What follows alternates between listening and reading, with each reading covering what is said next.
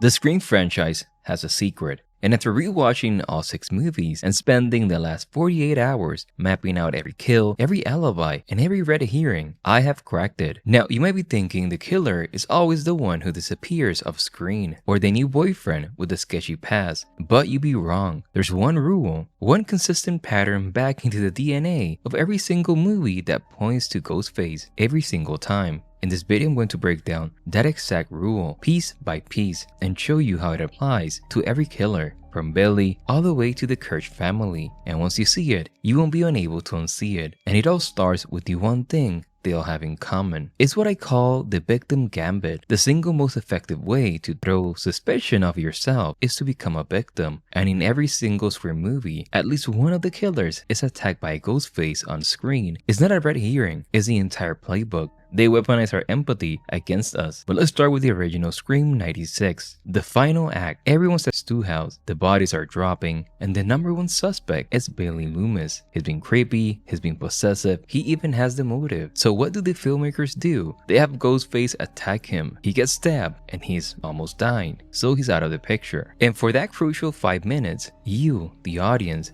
cross him off the list. It cannot be him. Sydney's not looking at Randy, she's looking at Stu, but anyone but him on the floor. And that is the genius of it. By faking his own attack, Billy becomes a hero. He's no longer a threat, he's just another victim in Sydney's orbit. This is not just a clever trick to hide the killer, it is the foundation of the entire franchise formula. Now you might be thinking, okay Christian, that's a one-off, a clever coincidence. But then Scream 2 comes out a year later and they do the exact same thing, just on a bigger stage.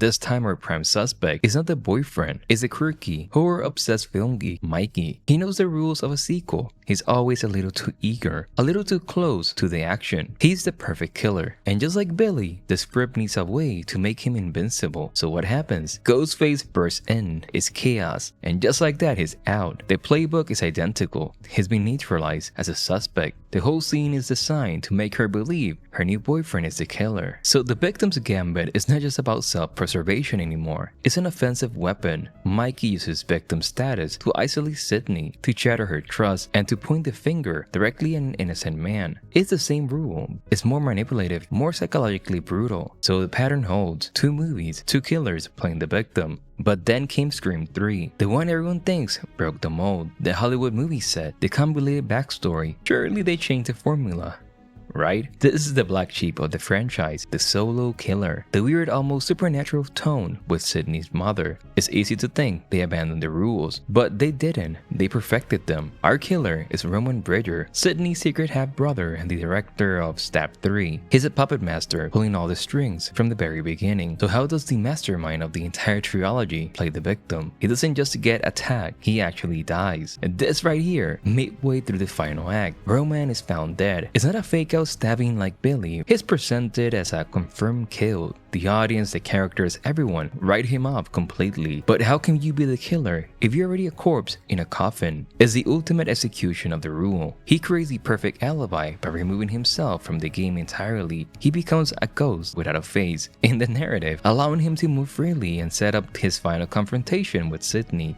without a dot of suspicion. It's a risky move, but it has the biggest payoff. So the pattern is not just intact, it's escalating. An attack, a sacrificial attack, and now a staged death. The original trilogy is a lock. Every killer used the Victim Gambit to become invincible. But then, after a decade of silence, came the new generation. New decade and new rules. The question is, did they dare use the same playbook a 4th time? Scream 4 is all about the rules of the remake. It's obsessed with recreating the original, but for a new generation. So of course, they had to bring back the original most important rule. And this time, with 2 killers.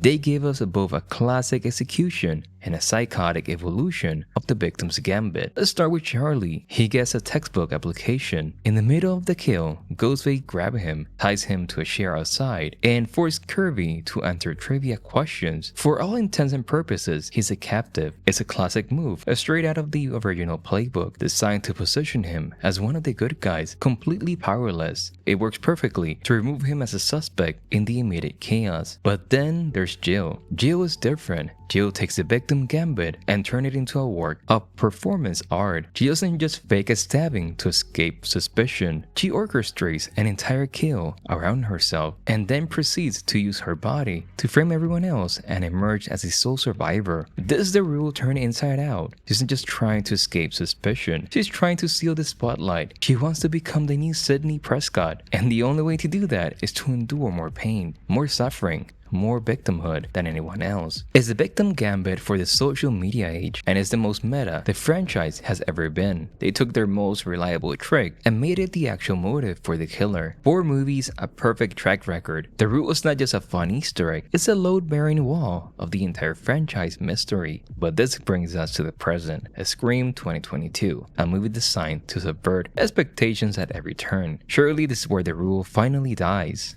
This movie that spent its entire runtime telling you it's not like the others, is smarter, it knows the cliches, it's here to break the formula. The answer is a hard no. They didn't just bring the rule back, they made it the central pillar of their film. And with 2 killers again, one killer gets the classic physical Victim Gambit, and the other gets a purely psychological one. First Amber, she's a new Stu, the owner of the party house. She's unhinged and directly at the center of the chaos. Almost nostalgic application of the rule. It happens right in front of everyone. It looks convincing. It's Scream 96 all over again, a nod to the original playbook. Simple, effective, and he works literally in the same house. But Richie's a masterclass in modern manipulation. Richie's Victim Gambit is not a single event, it's his entire personality. He plays the part of the clueless, supportive boyfriend to perfection. He weaponizes his own incompetence. He's the guy who has to have the rules explained to him, who flinches at every sound, who seems completely out of his depth. He's constantly positioned as a co-victim alongside Sam. He's never a suspect because he's framed as being just as much of a target as she is. It's a performance of weakness that makes him utterly invincible. He doesn't need a fake stab because his entire character is a shield. 5 for 5 and a broken chain. From a simple fake out to a fully realized performance of victimhood. The rule is the one constant in a franchise that's obsessed with changing the rules. But then, they left Woodsboro. They took the flight to the biggest city in the world. And in the chaos of New York, surrounded by millions of people, there's no way the same old trick could work one last time. In a city that never sleeps, the killers never stop lying. 3. Ghostface. They didn't just use the Victim Gambit, they deployed it on 3 separate fronts, creating the most elaborate web of deception in the entire franchise. First and most spectacularly is Quinn Bailey. She takes Roman Richard's playbook and perfected. She doesn't just get found dead. We see her get attacked. We see the body. We see her father, a police detective, grieve over her. He's a confirmed mourn victim. Her death is a major plot point that drives the second act of the movie. It's the single most convincing alibi in the history of Scream. Then you have her brother, Ethan. He gets the classic Mikey treatment. He plays the awkward, suspicious friend who is then attacked right before the finale, clearing his name at the last possible second so the final reveal can have maximum impact. It's a simple, effective misdirection they have been using since 1997. And finally, Detective Bailey. His gambit is the most insidious of all. He doesn't need a physical wound because his victimhood is emotional. He's a father who lost his son Richie. His entire motive is framed as a response to his own status as a victim. He uses grief as a weapon and his authority as a shield, manipulating the survivors from the inside. 6 motive, 11 killers, and just one unifying rule. An attack, a sacrificial attack, a fake death, a performance for fame, a psychological campaign for weakness, and a coordinated family conspiracy of grief and deception. It's not a coincidence, it's not a trope, it's the Victim Gambit, the one unbreakable rule that has been the blueprint for every single Ghostface reveal. It's not a coincidence, it's not a trope, it is the Victim Gambit, the one unbreakable rule that has been the blueprint for every single Ghostface reveal. And now you know the secret. You have the cheat code. Next time you sit down to watch a Scream movie, you won't be asking who's under the mask, you'll be asking who's about to play the victim.